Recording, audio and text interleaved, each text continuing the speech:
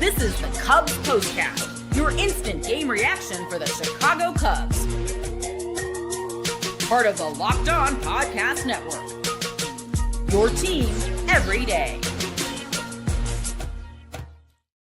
Welcome into the Locked On Cubs Postcast here on the Locked On Cubs YouTube channel. My name is Joe George. The Cubs lose on Sunday afternoon 8-7 to the San Diego Padres. And today's episode is brought to you by Gametime. Download the Gametime app, create an account, and use code LOCKEDONMLB for $20 off your first purchase. Well, there's a lot to get into with this one. Maybe the most chaotic, weird first two innings of baseball I've seen in my life. So much going on that we'll get to. But unfortunately, the story of this game in the end ends up being bullpen, walks, Presley, Turner. All four of those things became a problem. We see kind of the opposite of yesterday's game versus today, right? Starting with the walks. Yesterday, the Cubs walk one batter. Today, they walk 8 Padres batters. And a lot of those guys came in to score. It was a huge problem for whether it was Ben Brown, guys in the bullpen, all of them were walking guys. So really, that's a huge problem for this game. And I think is really the main reason why we pinpoint a loss on today for the Cubs is just the walks. You can't let that many guys get on base. And we saw yesterday how it worked in the Cubs' favor. Yesterday, the Cubs had 8 walks. Today, they also had 8 walks. And they got 7 runs, but all of them came in the first 2 innings of this game. But when you keep walking guys and giving free bases, and to a team like this, it's going to catch up to you. The Padres are a really good baseball team, and yes, you won the series, but Sundays are always tough because Sundays it feels like it just starts the week off on the wrong note for everyone that goes to work the next day, and you'll want to get a victory on Sunday if you're not going to win it. If you're going to win a series, I'd rather than lose the Saturday game. It's a weird thing I have. I always like a Sunday victory, but they don't get it. So the walks are a huge problem. Ben Brown, kind of a tough outing for him. He struggles to find the zone early on, but then in the end, it's the bullpen. Porter Hodge gives up a run to tie the game, and then we have Ryan Presley on the mound in the 9th inning, which is something that I've talked about, if you've been listening to these postcast shows so far, someone that's watched Ryan Presley and cover Ryan Presley with his time in Houston, is he doesn't excel in non-save situations. Now, it wasn't a total disaster, right? Because he got the double play ball. He did. And that's where I want to give Ryan Presley a little bit of a break here for why the Cubs lost this game. Yes, he had guys on base. It's stressful. You kind of see it's stressly. It's the opposite of what you just saw there in the bottom of the 9th where the Cubs are facing a guy throwing 99 in gas and he's taking down, Suzuki, Tucker, and Turner and really dominating them 1, 2, 3. Presley's getting guys on base. It's making it hectic, and it brings the opportunity for errors to happen. But at the end of the day, he did get the double play ball. I do think you have to give him a little bit of credit for that. He got out of it. It should have been going into extras with the ghost runner on second base, or not the ghost runner, but the Manfred man on second base. Instead, Justin Turner drops the ball, and something that he should have gotten. And honestly, I think we also want to talk about Craig Counsell here a little bit because I like the aggressiveness in yesterday's game to put in Justin Turner early. I think that was yesterday. To put in Justin Turner early and pinch hit for Michael Busch because he feels like that's the right decision there. Now, while Justin Turner had a really good play to throw out a runner at home earlier in the game, we know he's not a great first baseman. It's not his traditional position. It is a question of him on this roster is how effective can he be at first base. So if you're going to pinch hit Michael Busch like they did, he struck out on 5 straight changeups from the Padres bullpen.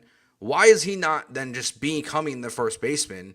That to me feels like an error as well on Craig Counsell. But Presley got the double play ball, and this thing should have been going to extras. And I don't want to I want to give him a little bit of a break because this is a frustrating loss when you've got a 7-3 lead.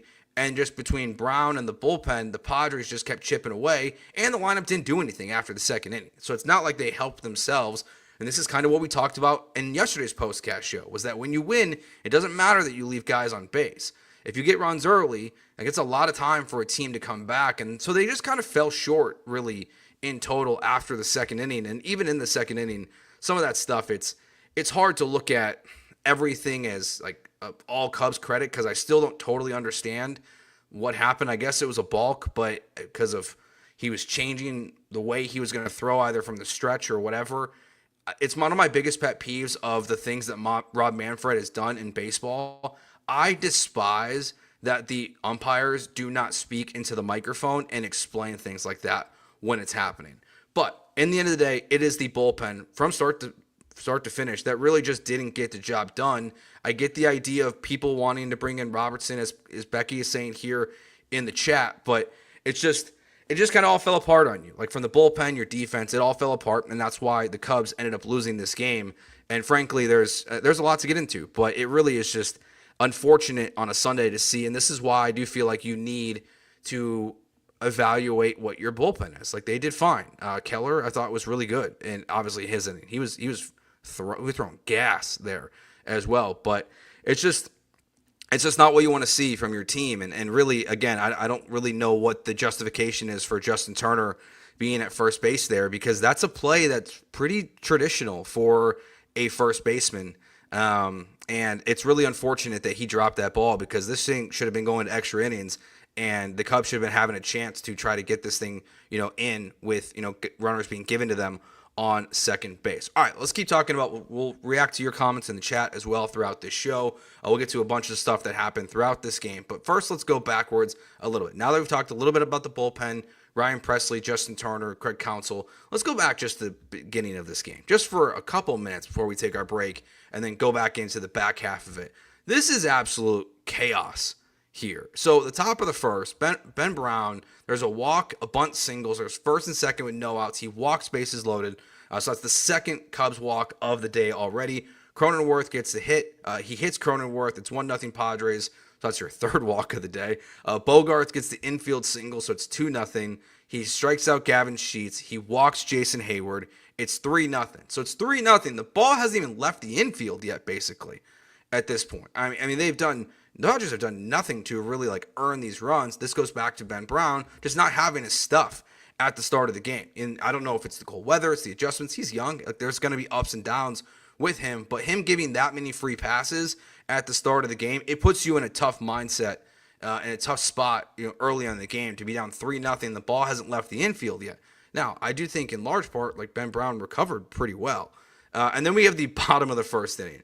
So Happ and Suzuki walk. Tucker gets his RBI single. So it's first and third. It's no outs. It's 3-1 Padres. Justin Turner hits a sac fly. It's 3-2. Nico gets a hit.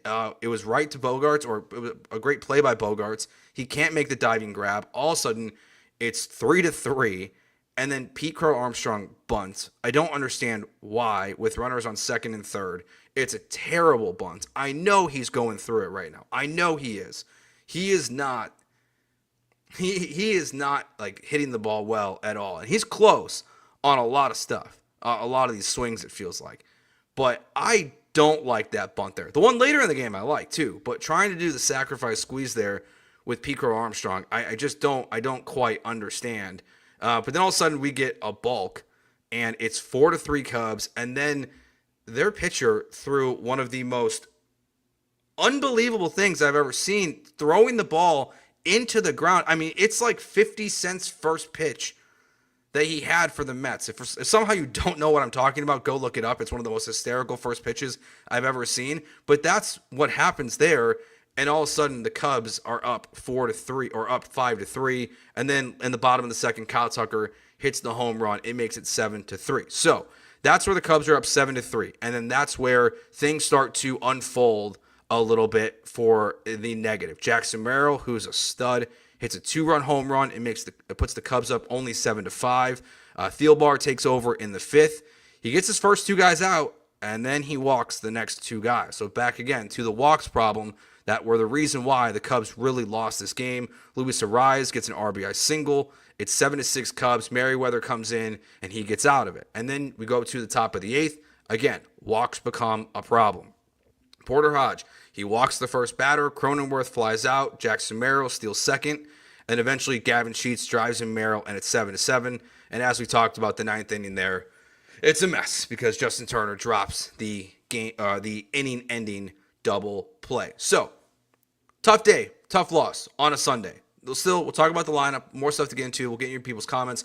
We'll get to our player of the game, turning point, and all that stuff we'll get to in the next segment of the show. It is the Locked on Cubs postcast on the Locked on Cubs YouTube channel.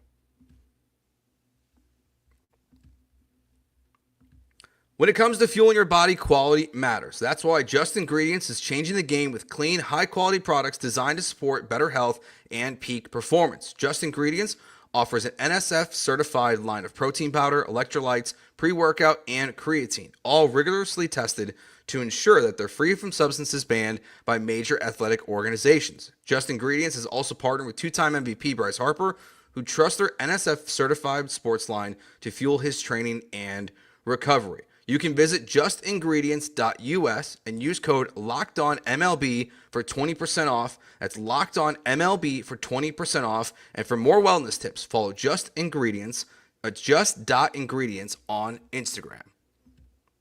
Today's show also brought to you by Gametime. There's nothing better than catching an MLB game live, the crack of the bat, the roar of the crowd, and the smell of the ballpark food. And if you're looking to go for last-minute tickets, Gametime makes getting those tickets even easier. With last-minute deals, all-in pricing, and a lowest price guaranteed, Gametime takes the stress out of buying MLB tickets. Plus, ticket prices drop as Gametime gets closer, and you can score on incredible deals. Gametime is the official ticketing partner of Locked On. And look, I'm going back to Chicago, going to be back in town for a couple days for a conference, and I'm already looking at May 7th. We got a day game against the Giants. I will be there, and I will be using Gametime to get my tickets for that game. Take the guesswork out of buying tickets with Gametime. Download the Gametime app, create an account, and use code LOCKEDONMLB for $20 off your first purchase. Terms apply. Again, create an account and redeem code LOCKEDONMLB for $20 off. Download Gametime today. Last minute tickets, lowest prices, guaranteed. All right, so a lot of stuff that we talked about, like in this game. Not great, but the Cubs do win this series, and I don't want this to be a super negative in that way. Yes, the bullpen, tough outing, all the walks, the error, the decision by Craig Counsell to not put Bush in at first base, and Justin Turner having that error. But let's get to some of the positive stuff in this game, and with that, let's get to our Locked On Player of the Game.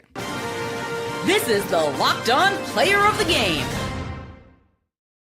Today's Locked On Player of the Game is Kyle Tucker. Gets the RBI single in the first inning, and then he hits his first career home run at Wrigley Field to put the Cubs up 7-3. It was a high fastball, and he just rocketed that thing to deep center field.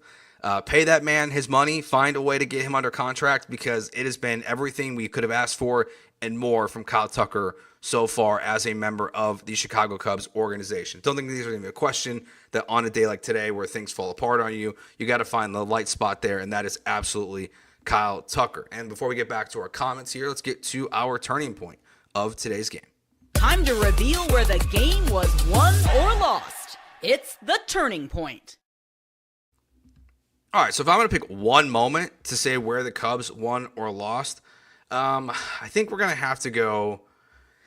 I don't want to just put this all on Presley. So let's go back to the eighth inning here. Let's go back to the eighth. Jackson Merrill getting on, being able to steal second, and then able to move him home to tie that game 7-7. That feels where, because you know how we all feel about Ryan Presley right now, how stressful it's been in his outing so far. And I can't imagine anyone, even with a one-run lead, felt very positive with the ninth inning around the corner, knowing that Ryan Presley was going to be coming into the game. But he has to come in, and there's no margin for error, and that's something that Ryan Presley, even though I think that actually is his first earned run of the season that he's given up. And technically, maybe it won't even be earned run. It might be an error. I'm not sure how they officially scored that. I haven't looked at the box score for that. But that allowing that to be 7-7 and not being able to get guys without walking them out and just being able to giving guys free bases, it's going to cost you. That to me is going to be the turning point of today's game, which is going to be that eighth inning. All right, so let's talk more about this game. Let's get your comments in here. Christopher asked player of a game in a loss, because we're going to do it every game, just like the Cubs do on TV. Like we're gonna do it every single game. Oh yeah, Presley did give up a homer. That's right. Thank you, Thomas, for the correction there. I do appreciate that. But yeah, no, we're going to do the player of the game after every single game, win or lose. It's part of what they've asked us to do, so we'll be doing it. So yes, there will be times where it's going to be a little awkward giving out those awards, I would say, after each game. But the bullpen, again, so to me, the question is now is, and not just the bullpen, but also back to Ben Brown, like who I really believe in.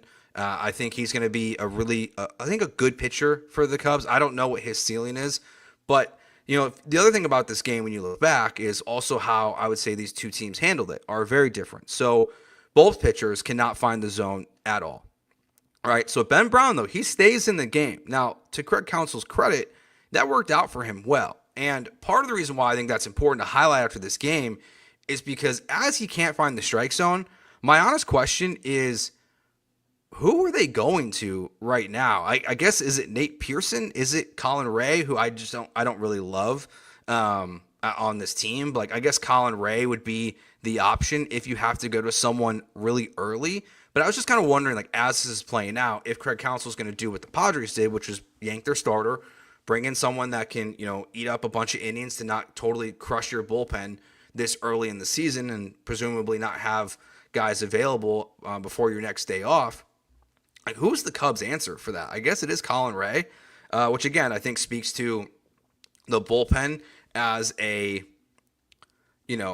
larger issue of just that's another guy that I don't want in there. Not that you're expecting your long relief guy to be some kind of dominant pitcher or anything like that, but just too many walks in this one. It's not even a real question. And, they are going to have to make big moves. But again, it's the people that are very upset, and I think rightfully so, about what's going on with the bullpen right now. I'd remind you, I think that, personally, the bullpen is the easiest thing to address at the deadline, because that's the thing that these low-level teams like the White Sox and the worst teams in baseball, they have guys that can throw gas and can be good in the bullpen. You can acquire bullpen pitching. Unfortunately, I don't feel like those things are going to be here overnight, but the Cubs are 7-5. They have just won their last 2 series. They have not lost a series yet in the United States of America. So it feels early to be for me to just be you got to replace everybody right now. But you do have to at some point address the bullpen, because expecting it to be totally correcting itself from last year like it did over the course of the season, that to me is where you can't expect the same results. And they just got to figure out a way to get the walks in check. They have to find a way. Bunch of questions here about Pete Crow-Armstrong and Matt Shaw. Those guys are struggling. There's no doubt about it. Those guys are struggling at the plate. Pete Crow-Armstrong, I think when you look at that decision to have him bunt in the second inning there with runners on second and third with only 1 out, yes, he's so fast. He got on base, but the runner was thrown out at home because it was a terrible bunt. That to me shows a sign of they're just not really feeling confident in him at the plate. But the balance is how good he is on defense, how good he is when he's not nearly running to Ian Happ. I know it's loud out there, but that collision was nearly a disaster. It gets overlooked in everything that happened in this game. But that collision with Pete and Happ was nearly a total disaster. So Pete Crow-Armstrong, I don't think we're going to see any changes there. Matt Shaw, it's the same thing. Mainly because I don't really think that there's a great alternative option. I don't think Gage Workman is going to be your everyday third baseman while Shaw's in the minors trying to get things figured out. And you're not going to sit him down because, well, there's no point. You got young players. If they're going to be up, you're going to play them. It to me is a huge mistake to not have guys playing every single day. But with where you're at with your current roster, they're going to keep playing, and they are going to let them grind it out and try to figure this thing out this season. And there's no question that they're going to not make any changes there. So I get people are frustrated, but I think it's a little bit different than the Ryan Presley conversation that happens after these games. As Presley, we've seen what's been going on for 2 years now with him and how he's really struggled to get guys out consistently. With the young guys, to me, there's no reason to look at this and say, oh, why are they out there or anything like that. So I know people are frustrated with the early returns in the lineup for Shaw and PCA, but you just got to be patient. This team, while we have high aspirations for them, it's still a very, very young baseball team. So I think we all just got to kind of keep that in mind as well. All right, before we wrap up today's show, let's get to what you'll be talking about after this game. This is what you'll be talking about. I think the 2 things we'll be talking about after this game is, one, just the chaos that was the first 2 innings of this game. Just as people that love baseball, as imagine everyone who's watching this and listening to this, is just a bizarre set of circumstance, the first 2 innings from the Padres and from the Cubs. So that'll be a topic of conversation. But again, it will be the back end of the bullpen. I think is going to be now, I think it's pretty clear. It's going to be the number 1 conversation point for Cubs fans until the trade deadline. That is going to be what we focus on. That is going to be a common theme. The way even I take my notes during the game is very differently than when Hodge and Presley get onto the mound. For me, it's normally I'm taking big picture notes, but when Hodge and Presley are out there, it is step by step, batter by batter, what is happening. So I think that's going to clearly be the focus of the conversation for most Cubs fans after today's game. All right, remember, hit that subscribe button and like as well this YouTube video. We are here live after every single game, 15 to 20 minutes. So we'll be here tomorrow as well as soon as that game wraps up, and Matt and Sam will have their 5-day week podcast as normal as well. So thanks for watching. We'll talk to you tomorrow after the Cubs game. Thanks for watching. Peace.